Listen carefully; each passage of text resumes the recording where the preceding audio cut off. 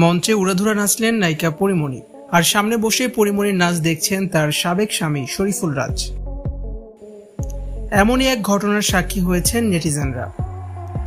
ডিভোর্সের পর এই প্রথমবার পরীমণি ও শরীফুল রাজ মুখোমুখি হয়েছেন, আর তা যেন এক অন্যরকম ভাবে। পরীমণির নাচ সামনে বসেই দেখছেন শরীফুল রাজ।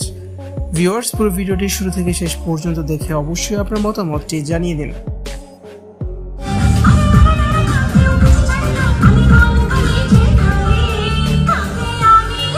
দেশীয় সিনেমার সবচেয়ে আলোচিত ও সমালোচিত নায়িকা পরীমণি বর্তমানে ব্যক্তি জীবন নিয়েই খবরের শিরোনামে থাকছেন এই অভিনেত্রী।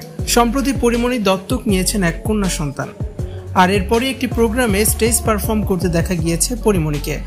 স্টেজে উড়াধুরা নেচে আগুন লাগিয়ে দিয়েছেন পরীমণি। সবচেয়ে মজার ব্যাপার হচ্ছে, পরীমণির সাবেক পঞ্চম স্বামী শরীফুল রাজ বসে বসে পরীমণির নাচ দেখছেন। পরীমণির নাচ দেখে যেন অন্য জগতেই হারিয়ে গিয়েছিলেন শরীফুল রাজ। সাবেক স্ত্রীর প্রতি এত টান ডিভোর্সের পর সাধারণত কোথাও দেখা যায় না। যদিও শরীফুল রাজকে কোনো কেয়ারই করেনি পরীমণি, চোখে চোখও মিলাননি।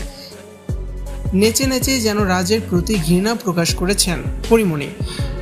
কয়েকদিন আগেই পরীমণি বলেছিলেন, রাজ বাবা নামের কলঙ্ক, এই মানুষের নাম তিনি শুনতে পর্যন্ত পারেন না, মুখে নেওয়া তো দূরের কথা, মৃত্যুর আগ পর্যন্ত রাজকে ঘৃণা করে যাবেন, এমনটাও জানিয়েছিলেন পরীমণি।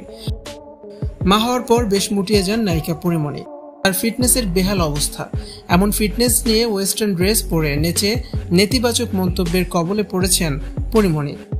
ভিউয়ার্স, সামনে থেকে যে পরীমণির নাচ শরীফুল রাজ দেখছেন, এটা নিয়ে আপনাদের কি মন্তব্য?